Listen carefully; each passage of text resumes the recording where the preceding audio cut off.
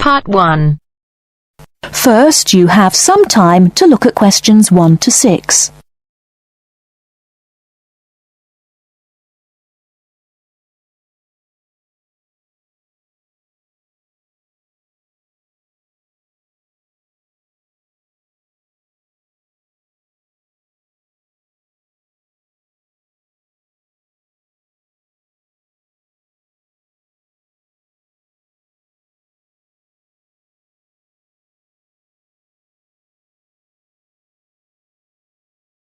Listen carefully and answer questions 1 to 6. Good morning, Santon Sports Club. Oh, hello. I spoke to one of your colleagues last week about becoming a member of your club, and I'd like to go ahead and join. If I can do it over the phone. Absolutely. I'll start by taking a few details, if I may. Of course. What's your name? It's Alex Coos. Can you spell your surname? It's C-O-O-Z-E. Lovely, I've got that. And are you a student or in employment? Employed. Thank you. And can I ask, what's your job? I'm a doctor. Right, thanks. Now, we don't need to get your full address at this stage, but could I just take your postcode? If I can remember it. I've only just moved. Oh, yes, it's GT1. Right. And then 2BN. Is that VN? No, BN. Sorry. Now, one last question in this section. Can I just ask how you heard about us? Was it from a friend? Actually, I read about the club in a newspaper. That's fine. Thank you very much. Before you hear the rest of the conversation, you have some time to look at questions 7 to 10.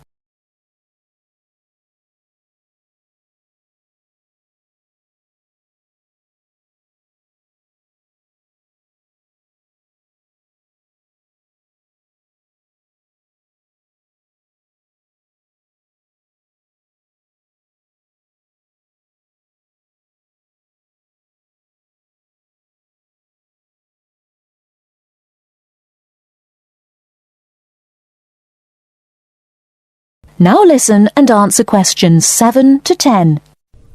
Now, we do offer different types of membership according to which facilities you want to use and when. Yes, I gathered that, but my schedule's a bit problematic. I mainly want to use the gym, and that'll be after about 7 p.m. when I finish work. Fine, right. And will you be interested in swimming? I understand you have both an indoor and an outdoor pool? That's right. I'm not a fan of swimming, actually, and certainly don't want to be there when it gets very packed in the evenings. I think I'd only want to use the outdoor one and during the day, when I can get a bit of sunbathing in. And when the children are at school, of course, so it's a bit quieter. A lot of our clients prefer that. I can imagine. And I might occasionally want to have a game of badminton. You know, and I suppose I'd like to book courts on Saturdays and Sundays when I can organise a game with friends. Right. And would you be wanting to use our other club facilities, such as the sauna, steam room or tanning bed? They're open all day until 9 p.m. Well, I think I'd only want to use the steam room, and probably after I've been doing heavy exercise. So, shall I put that down as evenings?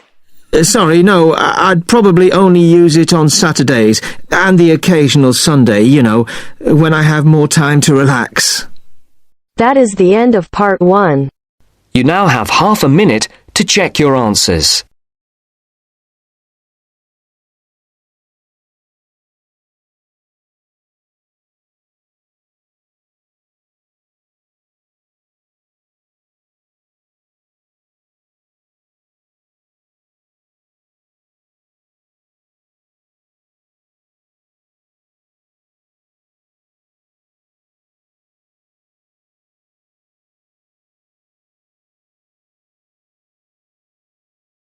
Now turns to part 2. Part 2. You are going to hear a lecture about dining services. First, you have some time to look at questions 11 to 14.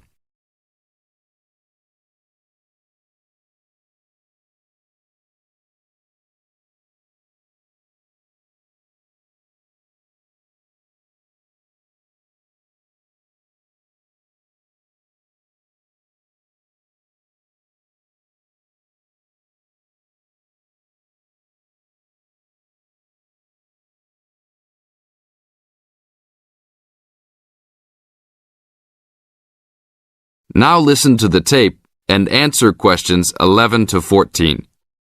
Welcome to the Dining Commons. This is the newest facility on campus, and I'm proud to say, also one of the best. I know that all university students miss eating home-cooked food. Well, this year, we are hoping to provide students with food and services that will make you feel at home, even without your family. The administration has been listening to the voice of the students. Students gave us frequent suggestions last year as to how we could improve the university. One of the most frequent suggestions was improving the dining options. We have been working hard all summer to come up with ideas that will make student life in the dormitories more pleasant. One of the new options we are offering in the dining facilities is variety in student meals.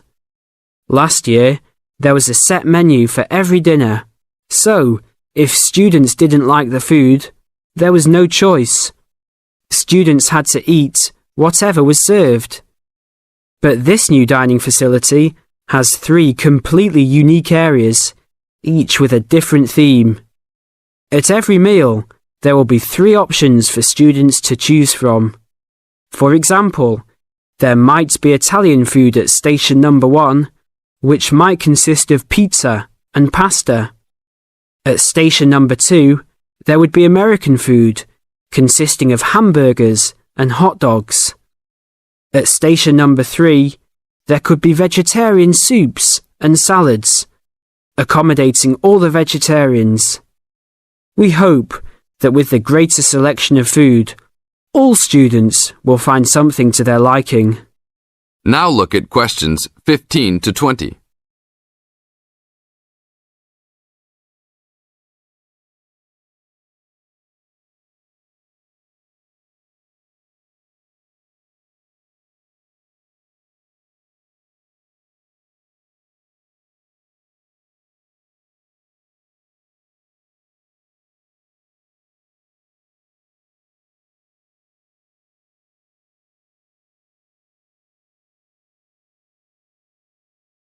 Now listen to the tape and answer questions 15 to 20. Not only will students have more options, the food will also be better. Each section of the facility will have a head chef. These are real chefs that have been trained in culinary school and have been hired specifically by the school to work in the dining facilities. All of the chefs have a speciality. The school is hoping that these chefs will prepare better tasting and more nutritious food. Every student will be able to make suggestions and also give their input as to which menus taste better. Last year, many students complained that the dining facilities didn't have very convenient hours. This year, we hope to change that. We will open for breakfast at 6 a.m. to accommodate all the early risers. In the evenings, we will open until midnight for all the students that like to go for a late night snack. The afternoons will still remain closed, but we will have a student store open that will provide all students with drinks and fruit. The student store will be open every day from 2 p.m. to 5 p.m. Every student that has paid full tuition and dormitory fees has already paid for their dining facility fees. Students can eat at any time and in any amount for free. If you are a student that does not live in a dormitory, you can still purchase a dining facility card. This card will entitle you to the full services of the dining facility. This card is available only for students and is not open to the general public. If you are not a student and wish to dine here, you must purchase meals at the door. There are a few rules to follow.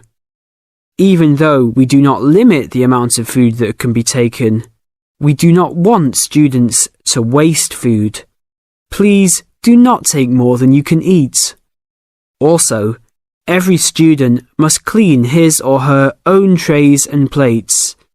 We will provide plates and trays for student use, but please do not abuse these items.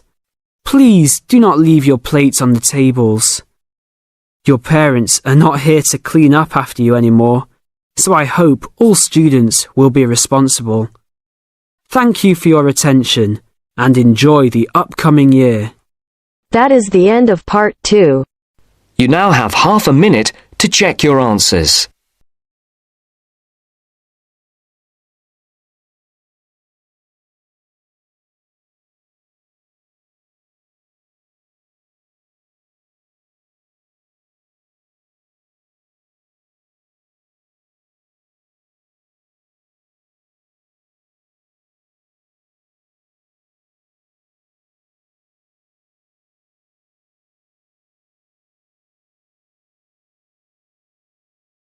Now turns to part 3.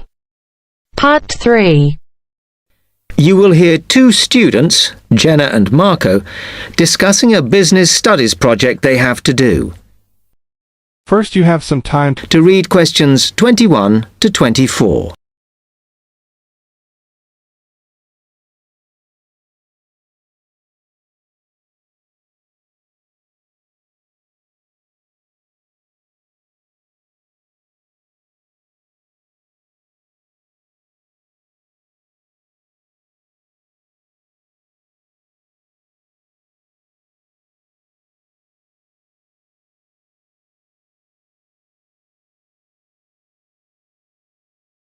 Now listen carefully and answer questions 21 to 24. Come on, Marco.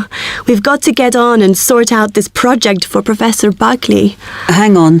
I want to make sure we've got all the information.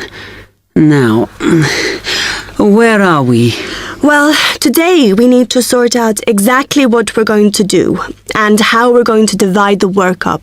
Okay. How long have we got, by the way?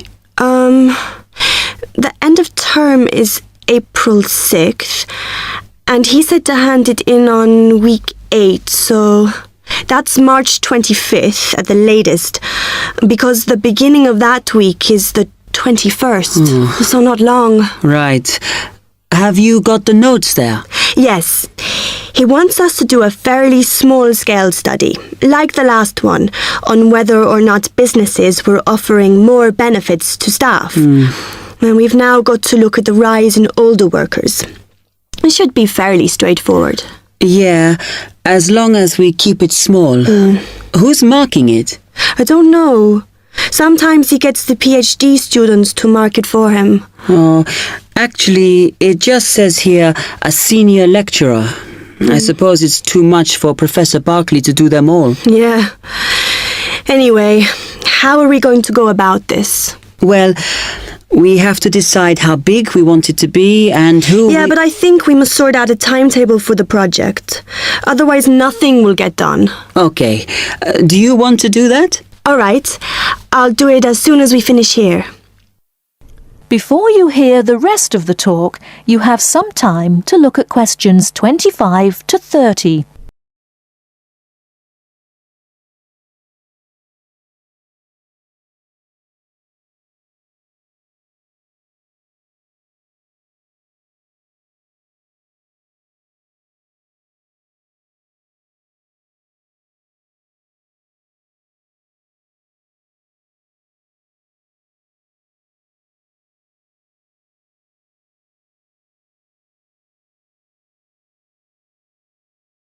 Now listen and answer questions 25 to 30. Okay. What do we have to do now for the project? What's the best way to go about it? Well, Professor Carter suggested we set up a focus group to get some in-depth interviews, but I think that'll take a lot of time. Yeah, I agree. If we did a focus group, we'd have to spend time deciding who to include in it, and it's not necessary to do one anyway. Oh, fine. And if you agree, I think we should get in touch with the businesses on the list Professor Carter gave us and ask them if they're prepared to participate. Sounds good.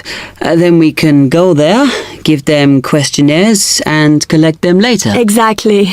Okay.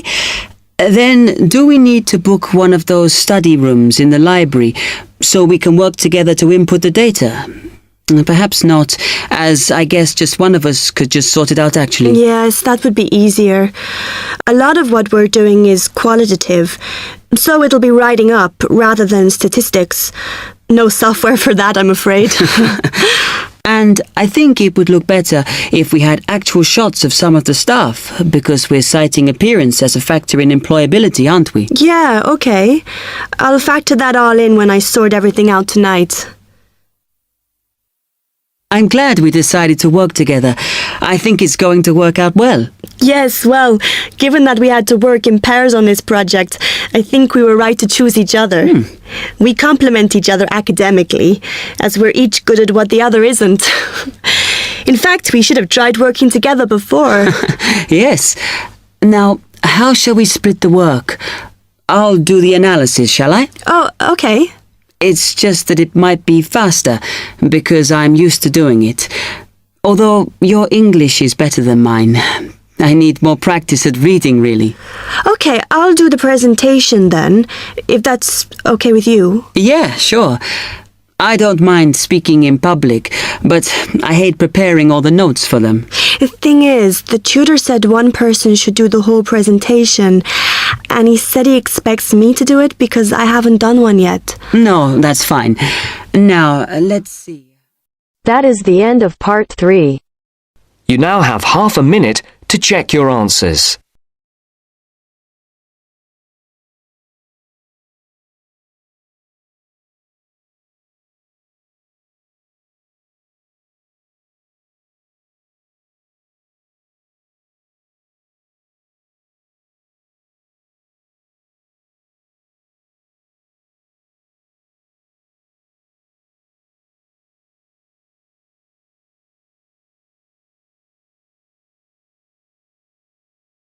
Now turns to part 4.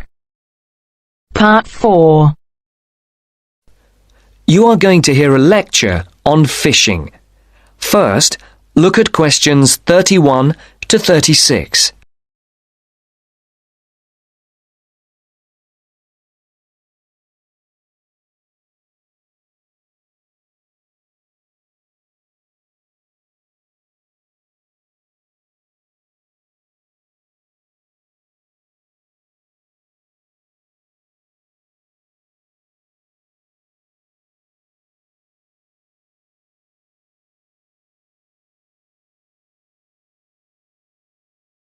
Now listen carefully and answer questions 31 to 36.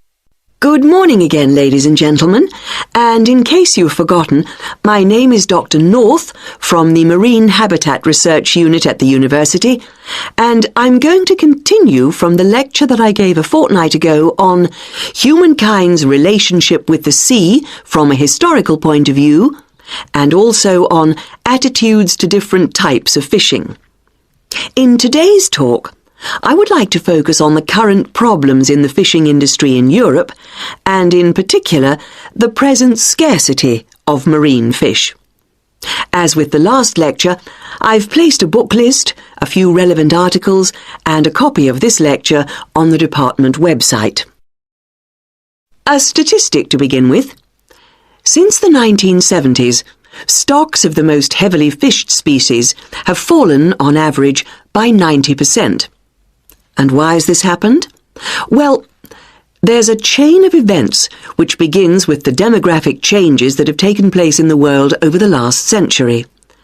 During this time, the world population has grown at a phenomenal rate, with efficient and heavy fishing, which is technology-driven, meeting the increasing demands for food. As a consequence, Many fishing stocks in the European waters, from the Atlantic to the North Sea and the Mediterranean, are now on the verge of collapse. But the problem is not restricted to European waters. It's a situation that's all too clear all around the world. Fish stocks in the Pacific Ocean, for example, are now on the verge of collapse due to a combination of overfishing and natural changes in ocean ecology. And there's another reason behind the increased demand for fish, and that is the changes in the eating patterns of different countries. Certain countries have a long tradition of fishing, for example, the southern European countries, but eating patterns have changed in countries like the United Kingdom, where fish was once considered as food for the poor rather than the rich. People have been turning to fish as a cheap and healthy alternative to meat, driving up demand and depleting stocks. Food scares like BSE and foot and mouth disease have also driven people away from eating meat, which again is invariably replaced by fish. Before the speaker continues, look at questions 37 to 40.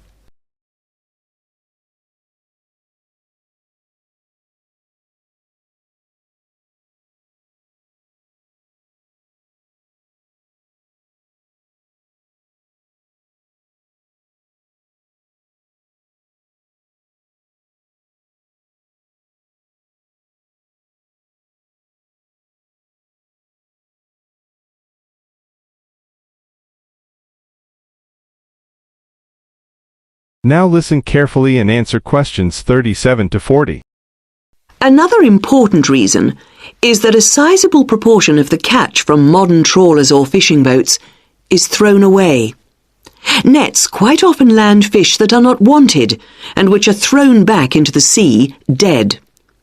Discarded nets and other traps are responsible for the deaths of many fish. Our seas, like the rest of our environment, are littered with rubbish, which also destroys lots of fish. And fish are also being changed by the chemicals dumped into the oceans, as well as by overfishing, so the size of certain species is decreasing. More then have to be fished to produce a decent catch. And the solution? Well, there has to be more than one answer to the problem. Fish farms provide a partial solution, but the quality of the fish is usually inferior to those in the wild. Reducing the amount of fish that any one trawler or fishing boat is allowed to land is the most effective, but also the most unpopular measure. Countries in Europe like Spain rely heavily on fishing and are naturally against any step which restricts their catch. But if the depletion of fishing stocks continues, there will be no fish left to fish. Take the disappearance of cod from the Great Banks off Newfoundland, which was once the richest cod fishing area in the Atlantic. After a dramatic fall in the cod population for some unknown reason, a ban was imposed, which, it was hoped, would lead to a repopulation of the cod stocks. The cod did not return, and many fishermen were put out of work. This is a scenario which we do not want to be repeated on a large scale. Now, if you look at this table on the screen, you can see where That is the end of part 4. You now have half a minute to check your answers.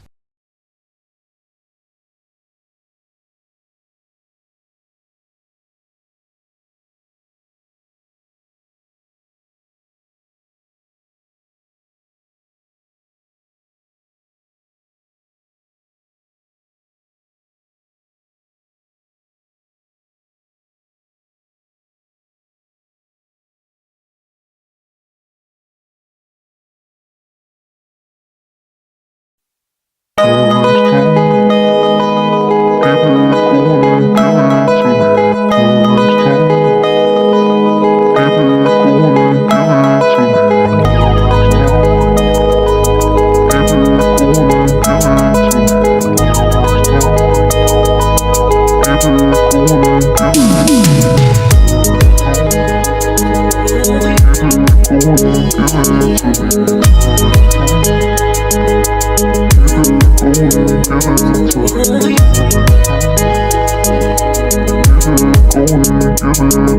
me.